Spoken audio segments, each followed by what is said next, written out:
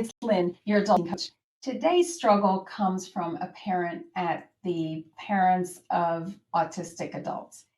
And our mom is concerned that her son does not maintain his living space. So here are her thoughts. Is there any way to get my son to maintain his living space? He's in a single dorm room at college. When at home, he is on our third floor with his own bathroom. So his dirty clothes, his trash, and his clutter accumulate there. We just can't even see the floor. Cat litter isn't dumped on a regular manner, and that obviously can create a smell. As many of you understand, she says, the mess is beyond just being how college boys keep their rooms.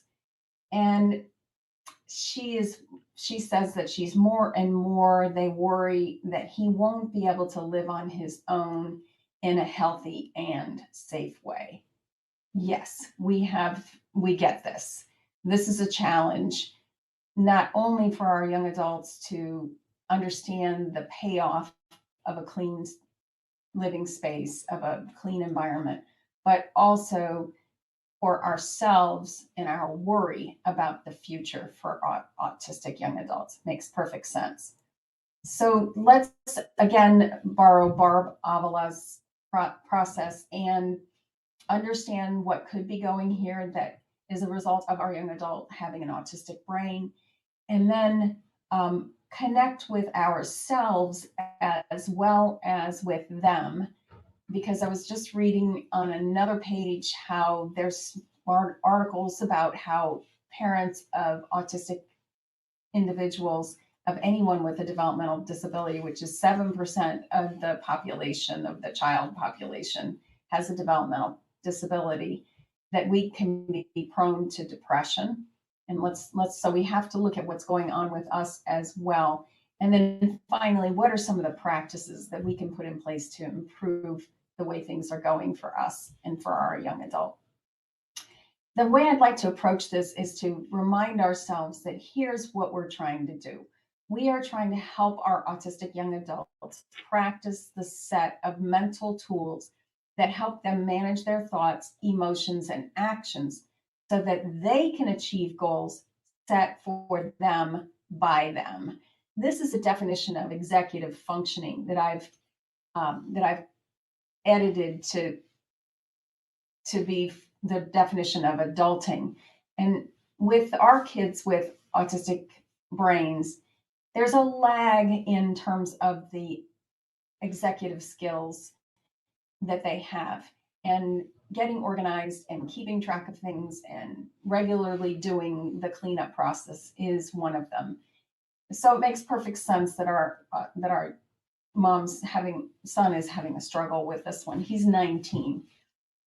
And then it also makes perfect sense that we are projecting into the future danger. That's what our brain does.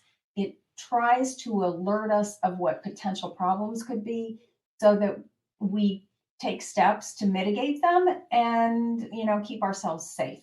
That surely is the reason why we're still alive today, why our species is alive and is at the top of the food chain, because our brains are always challenging us. They're always scanning the environment, looking for what could be wrong and what we need to do to fix it.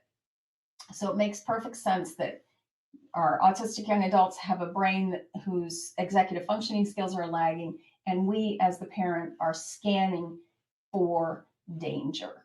And what can we do? So let's figure out what we can do. First, let's connect with ourselves and then figure out maybe what could be going on with them.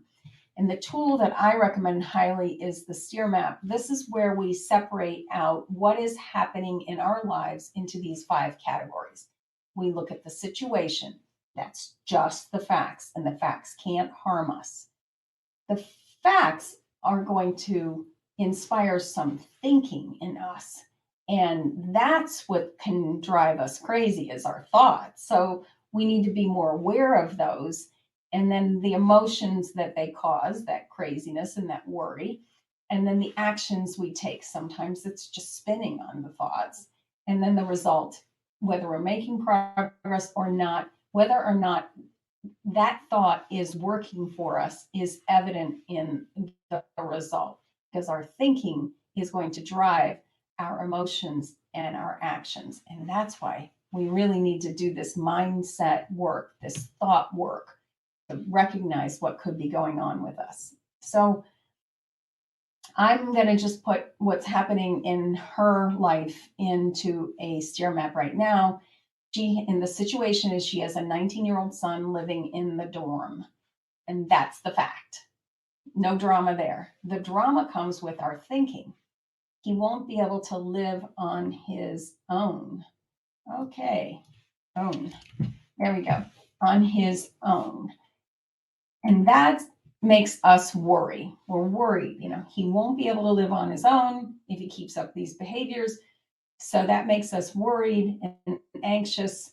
And so that's our action we take, is that we just keep thinking of all the worrisome thoughts.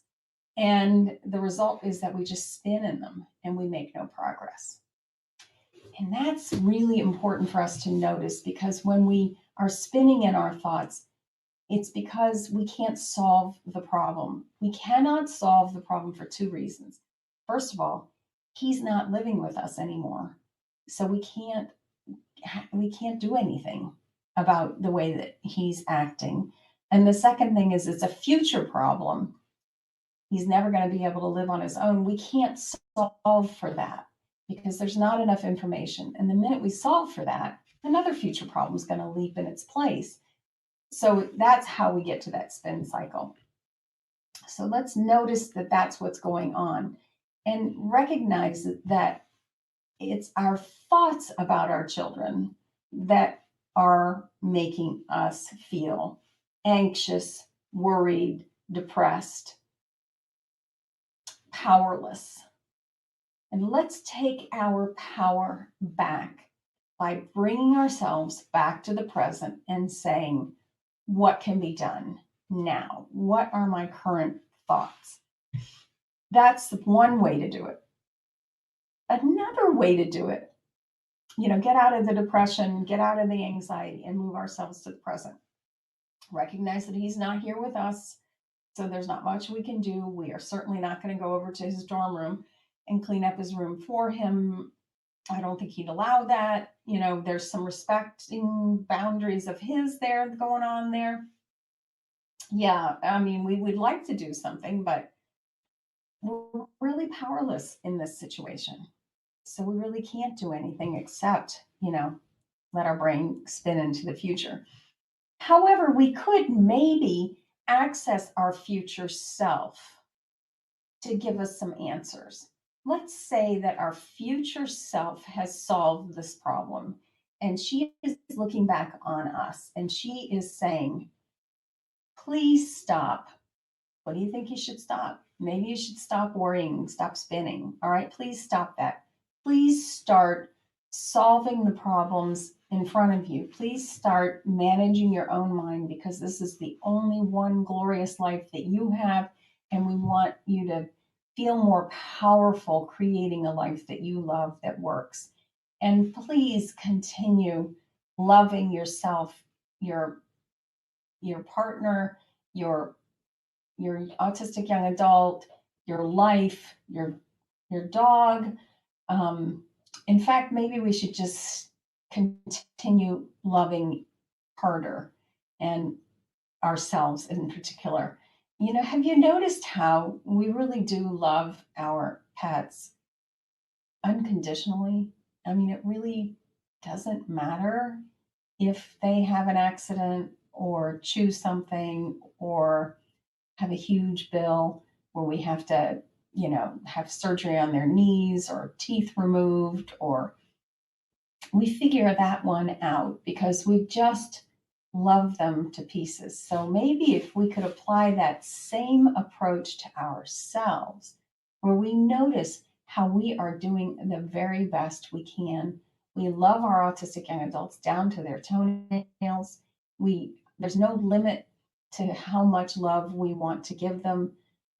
They, you know, our partners, our life. It's, life really is good.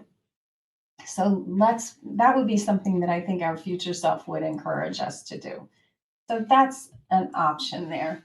And that's what I'm going to suggest that we do for our practice.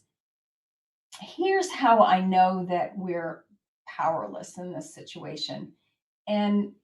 But I don't know if he's going to be home for the summer.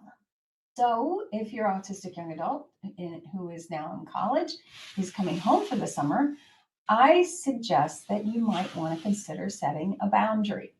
And here's how we want to do that. We want to identify the request. I would like your room to be free of clutter on the floor. Your room has clutter on the floor and it's not safe. What I'm going to do if your room has clutter on the floor is I'm going to take a laundry basket up and I'm going to pile whatever is on the floor into that laundry basket. And that I'm going to tell them that. I'm going to say, when I go to your room and the floor is cluttered, I'm going to pick up your things and put it in a laundry basket. And in my case, I actually took everything out of the room and hid that laundry basket. That was a number of years ago. It made an impression on my child. She still teases me about it to this day. But that was because she had so many clothes on her floor and she still had so many other clothes in her closet. So I knew that it wasn't going to hurt or harm her in any way, but it was going to say to her, look, this is intolerable, in a very visual way, in a harmless way. And, once you keep your room up for a couple of days without stuff on the floor, then I'll return those clothes back to you, is what I was willing to do. And that's where I had to be willing to follow through on my boundary and keep my promise to myself that I was going to act on the boundary that I set. So I noticed that in the Facebook post, there were a lot of comments to this, in this way where we set a boundary. And I'm just suggesting that you can't do that, obviously, when he's at school, but maybe at the home. And when he's home at the summer, you can take some of your power back and see if you can't get them to practice that. Because we have to remember that with our young adults, we really only have 3 roles. And our roles are to encourage them, to warn them, and make sure that we're consulted by them, that they're comfortable coming and asking us what they ought to do. And I want you to notice the crown, and that's because the monarchy in England has these same roles. And so whenever I'm frustrated with my autistic young adults, sometimes I just pretend I'm putting on my crown and I'm saying, okay, what is within my power? I can manage my own mindset using a steer map. I can encourage them, I can warn them, and I can be consulted by them, especially when I'm willing to reflectively listen and understand what their perspective is first before I seek to be understood, which I borrowed from Stephen Covey. And the reflective listening process starts with, it seems like, plus the emotion, you're upset because I took the clothes off of your floor and I'm not returning them for 2 days. That's just a good example of a clear reflection. And notice it's a declarative statement. It's not a question. It's not, why can't you, ... It's, I've noticed you're upset because I cleaned off the floor of your room and you want your room to be private, and that's okay. And I appreciate your want for that, but I have needs as well. And that's where we add this keeping a room clean to that list of lagging skills and unsolved problems that our friend Dr.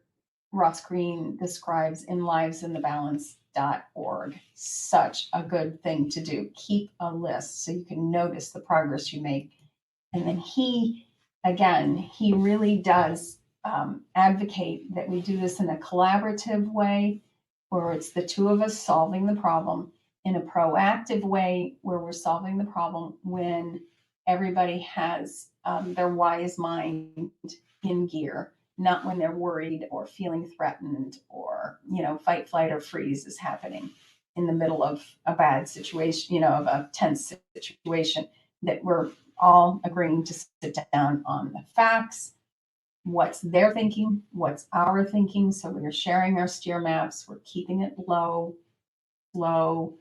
breaking it apart. And then, okay, what's one thing that you can do? Maybe if I just leave that laundry basket up on your floor and you just throw stuff in there, maybe that's the right solution to the problem. I don't think that I really care if your laundry basket is open on the floor. I mean, I'd rather it be in the closet, but if it's easier for you, we'll keep it right there on the floor. And then I have one more suggestion for our mom. And this came from Martha Beck. I just watched her Instagram presentation. It's less than a minute yesterday. And she suggests that we outkind our mind. That when we notice when our brain is spinning in that kind of thinking that really is creating that worry, that we stop. We don't push back on the thoughts. We just stop. And we say to our brain, things are really going a bit rough for you today. It seems like this is a really difficult time for you right now. And we talk to our brain in a kind way. And then we notice that sometimes that tension is going to melt away and our mood improves, so that we can feel a bit more calm, more peaceful, more centered, just by noticing, oh, that's what's going on in our brain, and talking to ourselves in a very kind way. So we outkind our mind. Thanks, Martha Beck.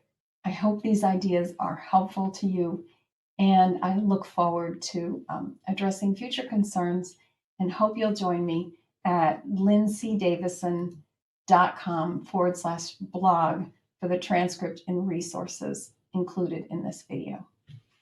Bye for now.